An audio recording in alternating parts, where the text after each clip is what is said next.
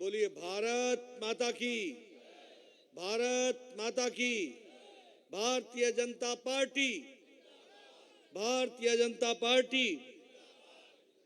आज के इस चुनावी जनसभा में मंच पर उपस्थित हम सबके बहुत ही प्रिय और आप सबके भी बहुत ही प्रिय यहाँ के विधानसभा गढ़ड़ा के प्रत्याशी सम्माननीय, जिनको मैं महाराज जी के नाम से बोलता हूँ और आदर सूचक तरीके से, श्री शंभुनाथ जी टुंडिया जी, हमारे राष्ट्रीय उपाध्यक्षा भारतीय जनता पार्टी की श्री भारतीबेन स्याल जी, हमारे भोटार के प्रत्याशी श्री घनश्याम वीरानी जी, हमारे गढ़ड़ा के विधायक आत्माराम परमार जी, हमारे भोटार के विधायक और हमारे वरिष्ठ साथी जिनके साथ मुझे लंबे समय तक काम करने का मौका मिला,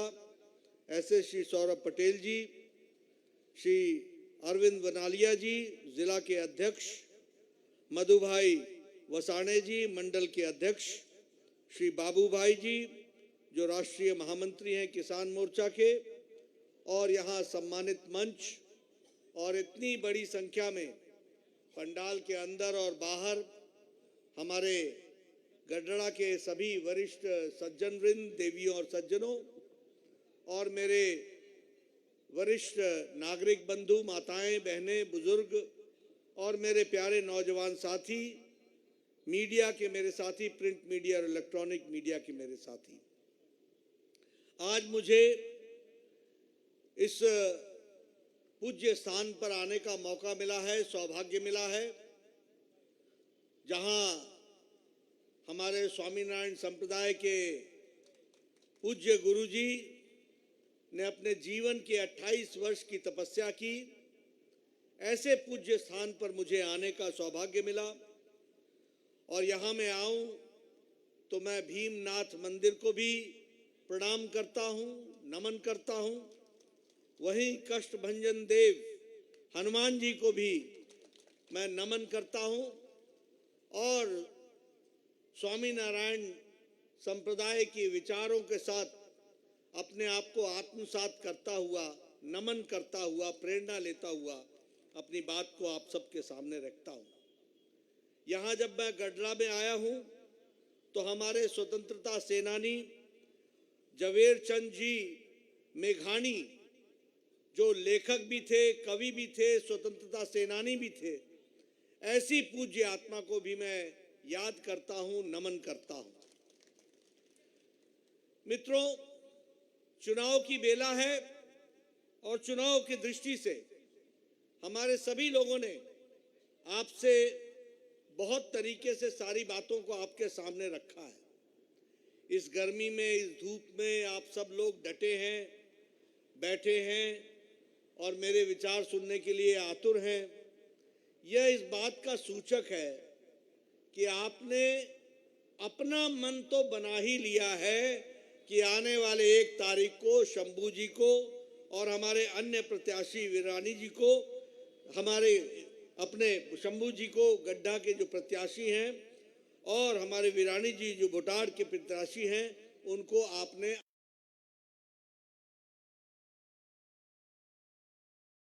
आशीर्वाद देने का मन बना लिया है।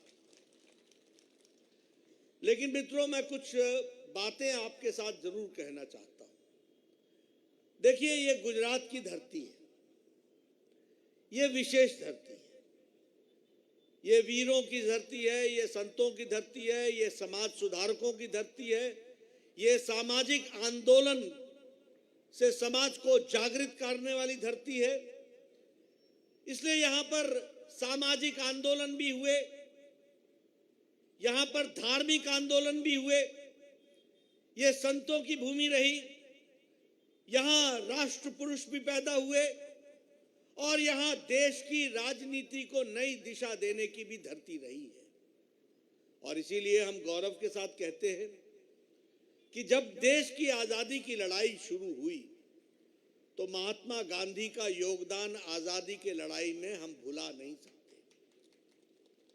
उसी तरीके से जब देश आजाद हो गया तो उसको एक सूत्र में पिरो करके, छोटे छोटे राज्य रजवाड़ों को एक सूत्र में पिरो करके, ये महान बड़ा देश, शक्तिशाली देश, एक सूत्र में पिरोया हुआ देश, इसको बनाने में सरदार वल्लभ भाई पटेल भारत के लौह पुरुष को हम नहीं भूल सकते। और उसी तरीके से यह भारत, जो नया भारत, न्यू इंडिया, आत्मनिर्भर भारत, विकास की नई छलांग लगाने वाला भारत, दुनिया में अपने आप को स्थापित करने वाला भारत, एक समय में पिछड़गु भारत से निकल करके नेतृत्व करने वाला भारत, इसको नया भारत बनाने में जो योगदान भारत के यशस्वी प्रधानमंत्री नरेंद्र मोदी जी ने भी किया है, उसको भी गुजरात की जनता नहीं भूल सकती। इसलिए ऐसी पुण्य भूमि को जहां मैं नमस्कार भी करता हूं, नमन भी करता हूं, वहीं मैं इस प्रेरणादायक भूमि से बहुत प्रेरणा भी लेता हूं। और मैं ये भी कहना चाहता हूं, आप लोग, आज मैं वोट मांगने आपसे आया हूं, लेकिन आपको यह भी मैं बताना चाहता हूं कि ये जो गुजरात मॉडल, ये जो विकास मॉडल, ये विकास का मॉडल जिसको गुजरात मॉडल जानते हैं, और ये सिर्फ मॉडल ही नहीं है, यह विकास के दृष्टि से राजनीति की नई संस्कृति का मॉडल है। इस राजनीति की नई संस्कृति की जननी भी और गंगोत्री भी गुजरात की धरती रही है, यह हमको समझना होगा। आप बताइए, कांग्रेस पार्टी ने भाई को भाई से लड़ाया कि नहीं लड़ाया? आप बताइए, कांग्रेस पार्टी ने धर्म को धर्म से लड़ाया कि नहीं लड़ाया? क्या कांग्रेस पार्टी ने जाति को जाति से नहीं लड़ाया? अगड़ी जाति, पिछड़ी जाति, दलित जाति, ओबीसी जाति, हर एक से डरा करके फूट किया, और फूट करने के बाद राजनीति में अपना उल्लू सीधा किया, वोट बैंक की राजनीति की।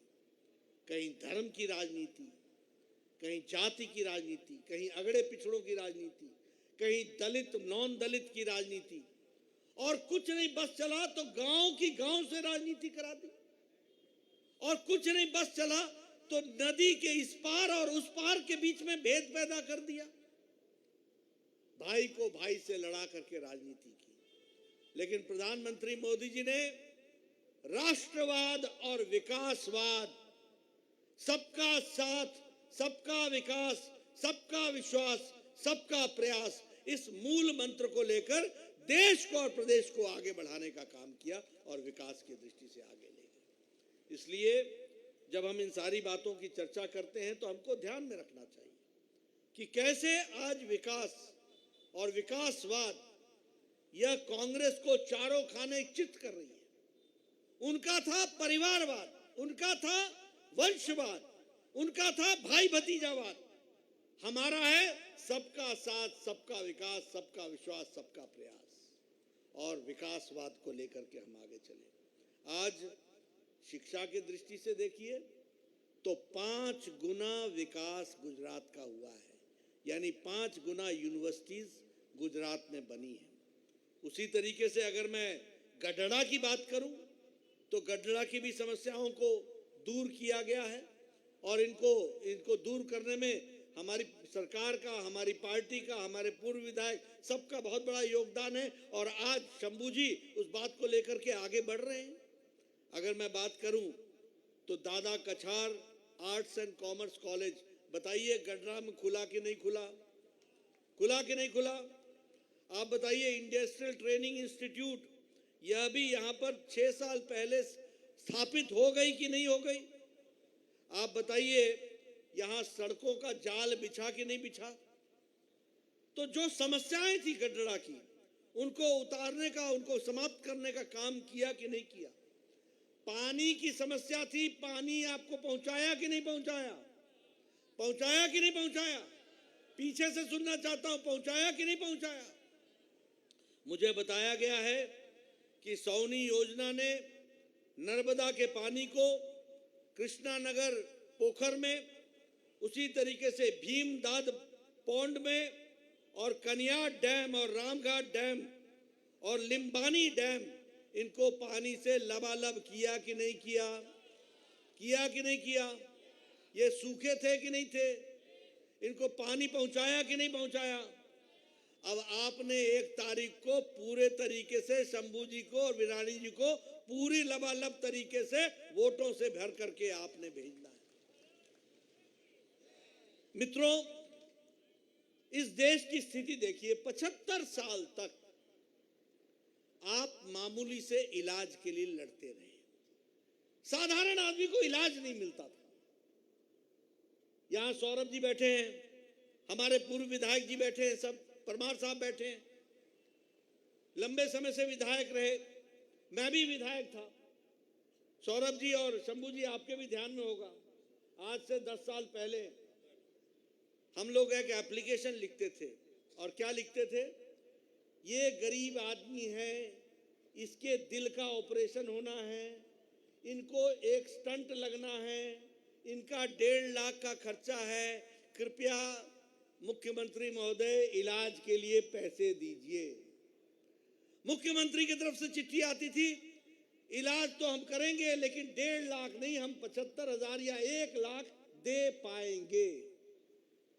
मैं स्वास्थ्य मंत्री था प्रदेश में, मेरे पास लोग एप्लीकेशन लेके आते थे, इसका लीवर का ऑपरेशन होना है, 3 लाख लगेगा। मैं बोलता था 1.5 लाख ले जा भैया, इससे ज्यादा मेरे पास नहीं है। और मन में मेरे प्रश्न खड़ा होता था, मैं क्या कर रहा हूं? मैं पैसा भी दे रहा हूं, वो जिंदा रहेगा कि नहीं रहेगा इसकी गारंटी भी नहीं है, क्योंकि बाकी 1.5 लाख वो ला पाएगा कि नहीं ला पाएगा मालूम नहीं, और नहीं ला पाएगा तो मेरा 1.5 लाख भी बेकार हो जाएगा और उसकी जीवन लीला समाप्त हो जाएगी। देखिए, मैं अपने आप को बड़ा खुशनसीब समझता हूं। आप लोगों ने मोदी जी को प्रधानमंत्री बनाया और मोदी जी ने मुझे स्वास्थ्य मंत्री बनाया, देश का स्वास्थ्य मंत्री। और मुझे उन्होंने कहा कि नड्डा जी, कुछ बड़ा सोचना है, बड़ा करना है, गरीब आदमियों का सोचना है। मैंने कहा बताइए गरीब आदमी का क्या सोचा जाएगा? बोला कोई भी गरीब आदमी इलाज से वंचित नहीं रहना चाहिए, उसकी गंभीर बीमारी का इलाज होना चाहिए। मैं आपको उदाहरण देता हूं, मैं एमपी था, मैं घर से ऊपर, मेरा 8वीं मंजिल पर मकान था, मैं लिफ्ट से आता था, मेरा लिफ्टमैन था, वो बेचारा मुझे लाता था और ले जाता था, हमेशा, कभी हंसता ही नहीं था। अब मैं हंसने वाला, मुस्कुराने वाला। मैंने पूछा भैया ये हंसता क्यों नहीं है? इसको मैं नमस्ते करता हूं सुबह शाम, पूछता हूं, ये मुस्कुराता ही नहीं है।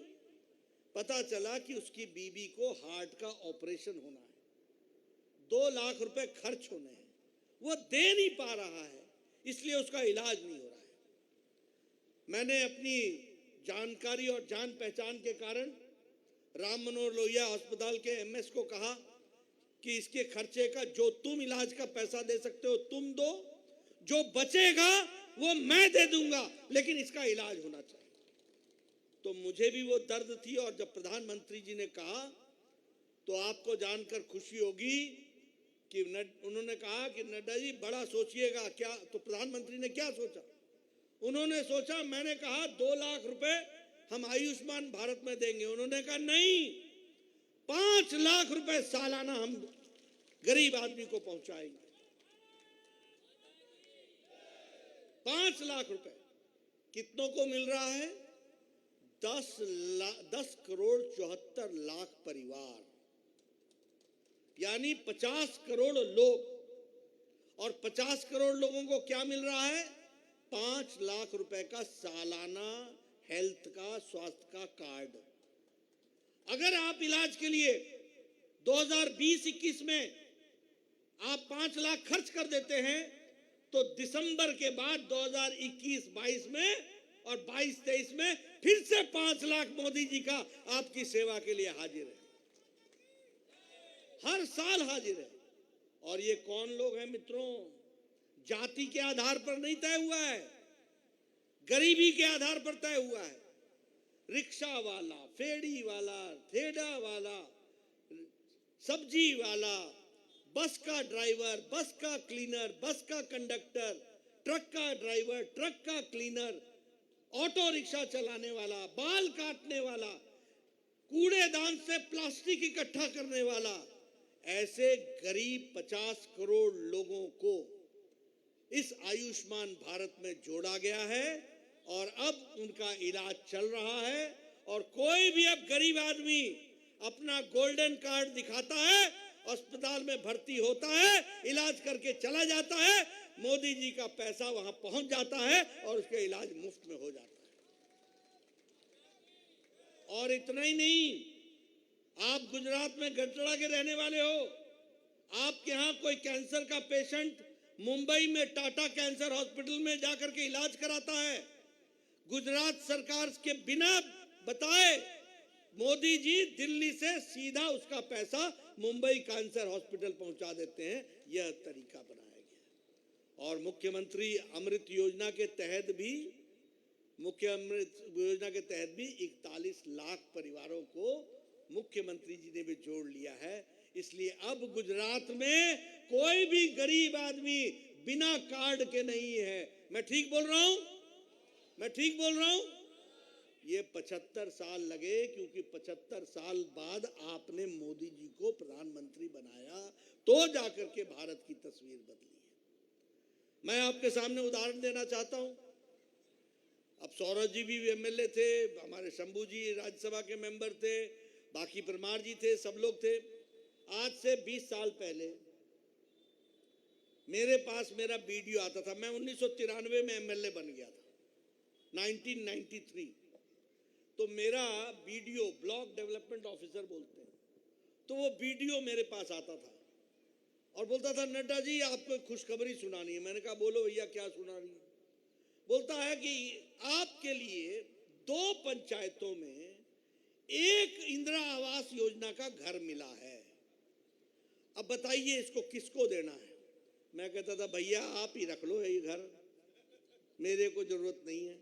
2 पंचायतों में जहां 3000 घर हो और जहां 2000 एप्लीकेशन हो, वहां तुम एक मुझे दे रहे हो, तो क्या मैं करूंगा, तो क्या रखूंगा, तो क्या दूंगा? और उस पर भी सुनिए, ये कांग्रेस के लोग कितने चालाक हैं। मैं इनकी कहानी सुनाने लगूं तो आप बड़े आश्चर्य में पड़ोगे। ये क्या कहते थे, ये जो इंदिरा आवास योजना है ना, ये इंदिरा जी जाते जाते कुछ अपना पैसा रख गई थी। देखो, इंदिरा जी जाते जाते कुछ पैसा रख गई थी, उससे गरीबों का मकान बनता है, उसका नाम इंदिरा आवास योजना है। पैसा सरकार का, भारत सरकार की योजना। मैं पहली बार मंत्री बना तो मैंने सड़कों का जाल बिछा दिया। मैंने कहा ये सड़क बन गई, ये सड़क बन गई। कांग्रेसी भाई आए, उन्होंने कहा ले, ये नड्डा जी ने थोड़ी ना बनाई है, ये तो नाबार्ड साहब ने बनाई है। कहा नाबार्ड साहब। मैंने कहा ये नाबार्ड साहब कौन है? अरे नाबार्ड एक बैंक है भैया, एग्रीकल्चर में की दृष्टि से पैसे देता है। तो नड्डा जी को और भारतीय जनता पार्टी को इसका श्रेय न मिल जाए, इसलिए उन्होंने एक बैंक को ही नाबार्ड साहब बना दिया। ये कांग्रेस की चाल होती है। और आपको जानकर खुशी होगी कि मोदी जी ने प्रधानमंत्री आवास योजना में 3,60,00,000 मकान पक्के बना के दे दिए और गुजरात में 15 लाख मकान बना करके दिए। डबल बेडरूम, एक बाथरूम जिसमें 24 घंटे पानी आता है, एक रसोई घर जिसमें गैस का चूल्हा है, एक शौचालय इज्जत घर, एक कोर्टयार्ड, इसके साथ 15 लाख घर गुजरात में और 3,60,00,000 घर सारे देश में बना के दिए। और उनका सपना है कि कोई भी पक्के छत के बगैर इस देश में नहीं रहेगा, यह कल्पना लेकर के चले। आप बताइए, हमारी अति गरीबी 1% से कम आ गई देश में। मैं नहीं कह रहा हूं, इंटरनेशनल मॉनिटरी फंड कह रहा है कि IMF कह रहा है कि भारत में अति गरीबी 1% से कम आ गई। मालूम है क्यों? क्योंकि मोदी साहब ने प्रधानमंत्री गरीब कल्याण अन्न योजना के तहत 80 करोड़ की जनता को 5 किलो गेहूं या 5 किलो चावल और 1 किलो दाल देने का निर्णय किया है, ताकि कोई भूखा सो ना जाए। आप बताइए फर्क आया है कि नहीं आया है? आप बताइए, इसके लिए आपको इतने लंबे समय तक इंतजार करना पड़ा। अब अगर मैं किसानों की बात करूं तो आप बताइए, प्रधानमंत्री किसान सम्मान निधि में 2-2 हजार रुपए हर चौथे महीने मिल रहे हैं कि नहीं मिल रहे हैं? मिल रहे हैं कि नहीं मिल रहे हैं? पूरे देश में 11 करोड़ 78 लाख किसानों के खाते में हर चौथे महीने 2-2 हजार रुपए पहुंच रहा है। और गुजरात में 66 लाख किसानों के परिवारों को 2-2 हजार रुपए चौथे महीने मिल रहे हैं। और कैसे मिल रहे हैं? 11वीं किस्त प्रधानमंत्री जी ने दी थी। शिमला में थे वो, 8 साल पूरे होने का कार्यक्रम शिमला में रिज मैदान पर था, और उन्होंने वहां पर कंप्यूटर का एक बटन दबाया और 15 सेकंड के अंदर 11 करोड़ 78 लाख किसानों के खाते में 2-2 हजार रुपए पहुंच गया 15 सेकंड के अंदर। आप बताइए, प्रधानमंत्री फसल बीमा योजना में 1 लाख के आसपास का 1,20,000 लोगों के केस सेटल हो गए कि नहीं हो गए? फसल बीमा योजना में सेटल हो गए। एग्रीकल्चर के लिए, खेती के लिए, इंफ्रास्ट्रक्चर डेवलप करने के लिए 1 लाख करोड़ रुपए मोदी साहब ने अलग से किसानों के डेवलपमेंट के लिए रखा। कितना रखा है? 1 लाख करोड़ रुपए। उसी तरीके से अगर हम देखें तो हमारे भूपेंद्र पटेल जी ने, हमारे मुख्यमंत्री जी ने 15 लाख किसानों को ब्याज मुक्त ऋण देने का तय किया है। 32,000 किसानों को ट्रैक्टर देने का तय किया है। इसलिए एग्रीकल्चर के दृष्टि से देखें तो भी हमको लगता है कि जिस तरीके से काम हुआ है। हमारी बहनें यहां बैठी हैं, आप बताइए, पहले लकड़ी का चूल्हा आप लोग जलाती थी कि नहीं जलाती थी? और फूकनी से लेकर के फूकती थी कि नहीं फूकती थी?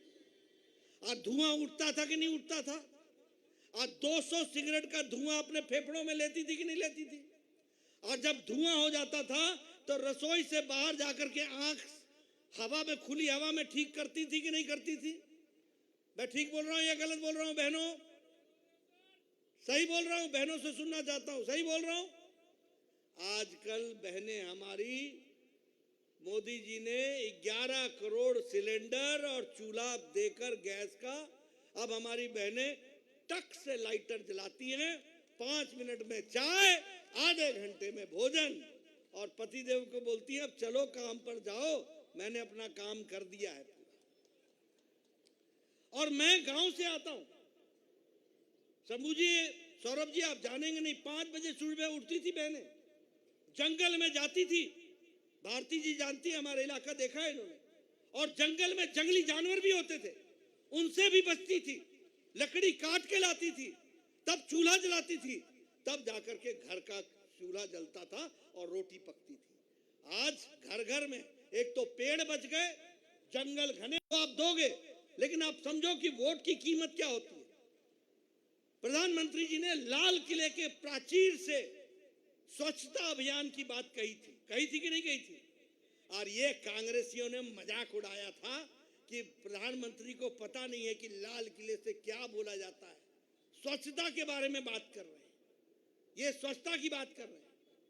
आपको जानकर खुशी होगी और समस्या समझो, 11 से 12 करोड़ बहनें अपने दैनिक नित्यकर्म के लिए सूर्योदय से पहले खेतों में खुलेआम जाया करती थी और सूर्यास्त के बाद सूर्यास्त का इंतजार करती थी अपने दैनिक नित्यकर्म के लिए। ये क्या भारत था?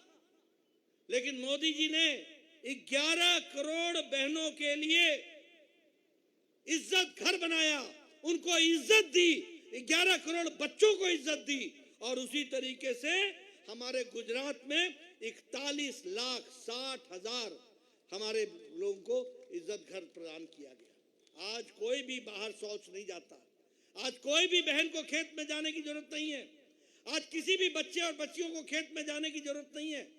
ये आपके उंगली का कमाल है आपने कमल का बटन दबाया, आपके घर में इज्जत घर बना, आपकी इज्जत की रक्षा की गई। और संख्या कितनी है? 11 करोड़। कैसा भारत था।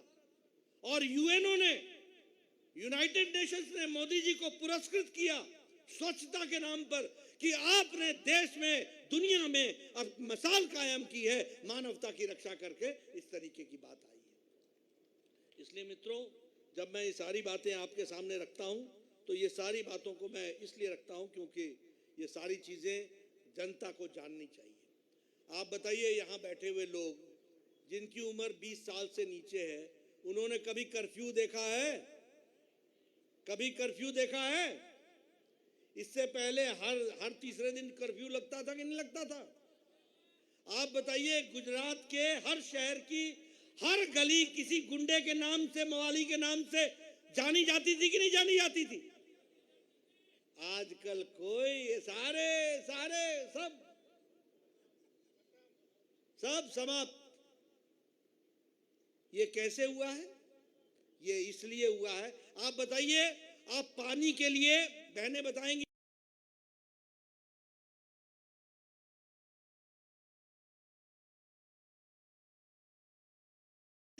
तो ऐसा लगता था जैसे भारत ने पाकिस्तान के से युद्ध जीत लिया हो।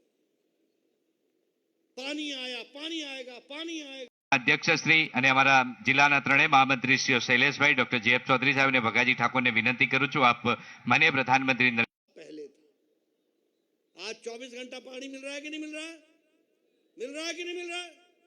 ये अंतर है। ये है मोदी जी का, ये है भूपेंद्र जी का, ये है रूपानी जी का कमाल, ये है हमारे भारतीय जनता पार्टी का कमाल, जिसको हमको समझना होगा। आज मैं यहाँ आया हूँ, मैं कहने से रुक नहीं पाता हूँ। आप बताइए, राजकोट में पड़ोस में अब आपके all India institute of medical sciences AIIMS बन रहा है कि नहीं बन रहा है? अब आपको दिल्ली जाना पड़ेगा क्या इलाज के लिए? नहीं जाना पड़ेगा। अब एम्स जैसा इलाज और एम्स का इलाज आपको राजकोट में मिल जाएगा। यह अंतर मोदी साहब लेकर के आए हैं, इसको भी हमको ध्यान में रखना चाहिए। उसी तरीके से आज देखिए, बच्चों की शिक्षा में इतना वृद्धि हुई है कि आज बच्चे स्कूल से जाने से हट नहीं रहे हैं। 1% से कम ड्रॉप आउट रेट आ गया है। और उसी तरीके से विकास की एक नई कहानी लिखी जा रही है। कभी आपने सुना किसी प्रदेश में जमीन का पानी ऊपर आया हो? कभी सुना? हमेशा जमीन का पानी नीचे गया है, नीचे गया है। लेकिन हमारी सरकार ने 6000 चेक डैम से लेकर 1,60,000 चेक डैम बनाए। नर्मदा का पानी, दुनिया का सबसे बड़ा कैनाल बना करके ये सौराष्ट्र में, ये सारे इलाके में 152 डैमों में पानी पहुंचाया गया है और पानी को नीचे तक पहुंचाया गया। सिंचाई के लिए भी और पीने के लिए भी उसकी व्यवस्था की गई है। इसलिए सुजलाम सुफलाम में गुजरात ने अपने आप को आगे बढ़ाया है। लॉजिस्टिक्स में गुजरात नंबर 1, बिजनेस में गुजरात नंबर 1, मैन्युफैक्चरिंग में गुजरात नंबर 1, फार्मास्यूटिकल्स में गुजरात नंबर 1, विकास के दृष्टि से गुजरात नंबर 1, कनेक्टिविटी से Gujarat number 1, ease of doing business में गुजरात नंबर 1। आप बताइए, 8 तारीख को गुजरात को नंबर 1 बनाएंगे ना? तो ये 8 तारीख को आपको गुजरात को नंबर 1 बनाना है। इसके लिए मैं आपसे निवेदन करने आया हूं और ये आपको कहने आया हूं। मित्रों, यहाँ 20 साल पहले लोग बोलते थे कि भोजन करते समय बिजली आ जाए तो बहुत अच्छा रहेगा। मैं ठीक बोल रहा हूं? कहते थे टेलीविजन न्यूज के समय अगर बिजली आ जाए तो बहुत अच्छा रहेगा, हम न्यूज सुन लेंगे। आजकल बताइए, 24 घंटे बिजली रहती है कि नहीं रहती है? 24 घंटे रहती है कि नहीं रहती है? ये हमारा परिणाम है, इसको भी हमको ध्यान में रखना होगा। मैं यहाँ एक बात और आपसे कहना चाहता हूँ। आज मुझे यहाँ आया हूँ तो आपके यहाँ गडरा में रेफरल हॉस्पिटल में डायलिसिस सेंटर शुरू हो गया है। उसी तरीके से आपने रिन्यूएबल एनर्जी में आपने स्पेस के सेमीकंडक्टर इंडस्ट्री को धौलरा में उसको भी स्थापित किया है। एक विकास की एक नई कहानी लिखी जा रही है। और उसके साथ साथ जब मैं यहाँ पर आया हूँ तो शंभू प्रसाद जी के बारे में मैं जरूर आपको बताना चाहूँगा। मेरा ये सौभाग्य रहा है कि मुझे एक राज्यसभा में इनके साथी के रूप में इनके साथ काम करने का मौका मिला। महाराज जी अपने आप में धार्मिक तो हैं ही, लेकिन धार्मिक के साथ साथ ये राजनीतिक नेता भी हैं और सबको संभाल करके चलने की ताकत भी रखते हैं। आप राज्यसभा में इनके डिबेट सुनिए, इनकी चर्चा सुनिए, इनका योगदान देखिए। मैं इनके साथ काम किया, मैंने बहुत ही संवेदनशील व्यक्ति, बहुत ही धार्मिक दृष्टि से सबको साथ लेकर के चलने वाले और राजनीतिक प्राणी के रूप में समाज का भला किसमें है इसकी चिंता और समझदारी रखने वाले लोग। तो ऐसे लोगों को आपने आगे विजयशी बनाया है, ऐसा मेरा आपसे निवेदन है। आज सुबेरे जब मैं आ रहा था तो मेरे से पत्रकारों ने पूछा कि कांग्रेस पार्टी पर आपका क्या विचार है। मैंने कहा मैं क्या विचार रखूं, वो विचार कर रखने लायक पार्टी रह गई है क्या कि अब उन पर विचार रखा जाए। बोले नहीं, वो भारत जोड़ो यात्रा में चले। मैंने कहा ऐसा है, नाना तो भारत को तोड़ के गए थे, पर नाना बताओ, धारा 370 जवाहरलाल नेहरू लेके आए थे कि नहीं आए थे? आए थे कि नहीं आए थे? जम्मू कश्मीर को संविधान के प्रोटेक्शन दे करके उसको अलग कानून के तहत रखा था कि नहीं रखा था? और मोदी साहब ने 2019 में धारा 370 को धाराशाही करके कश्मीर को भारत का अभिन्न अंग बना दिया कि नहीं बना दिया? तो ये भारत तोड़ने वाले आजकल जोड़ने चले हैं। ये उल्टी गंगा कब से बहने लग गई? ये कब से उल्टी गंगा बहने लग गई? आप बताइए। मैं कहना नहीं चाहता, लेकिन नेता एक वक्तव्य और एक एक्शन से पहचान में आता है और उसके बाद आप ऐसा बोलते रहो, जो बोलना है बोलो। मैं पिछले 15 दिन से ये बात कह रहा हूं, हर टीवी में कह चुका हूं, कोई कांग्रेस की तरफ से जवाब नहीं देता मेरे को, कोई नहीं देता। नहीं तो राष्ट्रीय अध्यक्ष अगर भारतीय जनता पार्टी का बोले तो दोपहर तक तो लपक के हमारी बात को पकड़ ले, लेकिन नहीं पकड़ते क्योंकि बात में दम इतना है और उनके बारे में बताता है कि ये किस तरीके के लोग हैं। ये जो भारत जोड़ो यात्रा में आए हैं ना, मैं आपको एक इनका किस्सा सुनाता हूं। जेएनयू में जवाहरलाल नेहरू विश्वविद्यालय में छात्रों के बीच में एक नारा लगा। नारा था, अफजल हम शर्मिंदा हैं, तेरे कातिल जिंदा है। लगा था कि नहीं लगा था? ये अफजल कौन है? ये अफजल वो है आतंकवादी जिसने पार्लियामेंट की पर अटैक का मास्टरमाइंड था। और राहुल गांधी दूसरे दिन जेएनयू चले जाते हैं, इन्हीं लड़कों के साथ खड़े हो जाते हैं और कंधे से कंधा मिला करके बोलते हैं कि मैं तुम्हारे साथ हूं। और वहां नारे क्या लगते हैं? भारत तेरे होंगे टुकड़े टुकड़े, इंशाअल्लाह इंशाअल्लाह। ये टुकड़े टुकड़े गैंग, अच्छा हम शर्मिंदा हैं, तेरे कातिल जिंदा हैं। कौन है कातिल? सुप्रीम कोर्ट का जज जिसने सजाए मौत की सजा सुनाई, भारत का राष्ट्रपति प्रणब मुखर्जी जिसने सजा को अपहेल्ड किया। हम वो शर्मिंदा हैं कि ये लोग जिंदा हैं। ये क्या है भारत? तो ये भारत तोड़ने वाले लोग आज दिन तक राहुल गांधी ने इसका जवाब नहीं दिया है।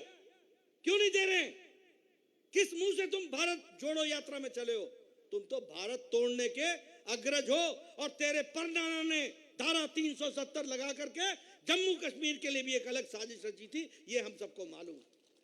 जोड़ने का काम तो भारत को वैसे तो जुड़ा ही हुआ था, लेकिन मजबूती देने का काम किया है तो नरेंद्र मोदी जी ने किया है, जिन्होंने साफ कहा कि हम किसी पर अटैक करेंगे नहीं और कोई हमें बुरी नजर से देखेगा तो घर में घुस के हिसाब करेंगे। ये बात कही गई। ये है अंतर, ये है समझने की बात। अभी 4 दिन पहले मेधा पाटकर के साथ घूम रहे थे राहुल गांधी की नहीं? कौन है मेधा पाटकर? जिसने गुजरात के हक हकूकों को छीनने का काम किया, बताइए, सरदार सरोवर डैम को रोकने का काम 15 साल तक बेदा पाटकर ने किया था कि नहीं किया था? गरीबों को बरगलाया था कि नहीं बरगलाया था? नर्मदा का पानी न पहुंच सके इसकी चिंता की थी कि नहीं की थी? आप लोगों के खिलाफ काम किया था कि नहीं किया था? अगर वो राहुल गांधी के साथ खड़ी होती है तो कांग्रेस पार्टी गुजरात के खिलाफ और विरोधी है कि नहीं है, जरा मेरे को बताइए। ये मुद्दे हैं जिसके आपको सोचना पड़ेगा। और मुझे हैरानी होती है, ये सब हमारे सौरभ भाई, परमार भाई, हमारी भारती बहन सियाल जी, हमारे शंभू जी, ये जाते थे मनमोहन सिंह के पास, उस समय वो प्रधानमंत्री थे, कहते थे कि ये सरदार सरोवर डैम के दीवार बढ़ा दो, और मनमोहन सिंह बोलता था, अच्छा अभी तक बढ़ा नहीं क्या? अच्छा, ऐसा था कि नहीं? मैं सही बोल रहा हूँ कि नहीं? सौरभ भाई ठीक बोल रहा हूँ? ऐसा, अच्छा ये बड़ा नहीं है। अब मुझे जब ये लोग आके बताते थे तो मैं कहता था, ये कैसा प्रधानमंत्री है? ये गुजरात की जनता को क्या समझता है? ये प्रधानमंत्री, इसको पता नहीं। तो वही 2014 में आया तो हमने भी कहा, अच्छा अब तू प्रधानमंत्री नहीं रहा। और 17 दिन के अंदर प्रधानमंत्री मोदी जी बने, 17 दिन के अंदर 17 मीटर ऊंची दीवार की परमिशन आपको मिल गई और नर्मदा का पानी आपके लिए रुक गया।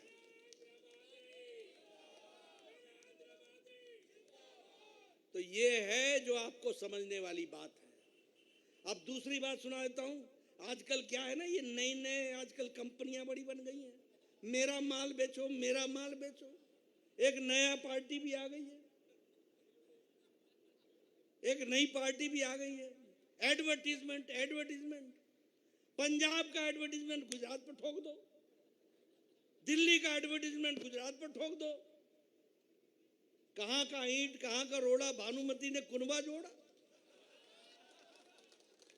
क्या क्या क्या मजाक बना रखा है। अब इनका भी आपको रिकॉर्ड सुना देता हूं। ये भी रिकॉर्ड, हमारे पत्रकार बंधु सवेरे सवेरे मेरे से पूछते हैं, मैंने कहा यार सवेरे सवेरे क्यों मेरा मुंह गंदा कराते हो?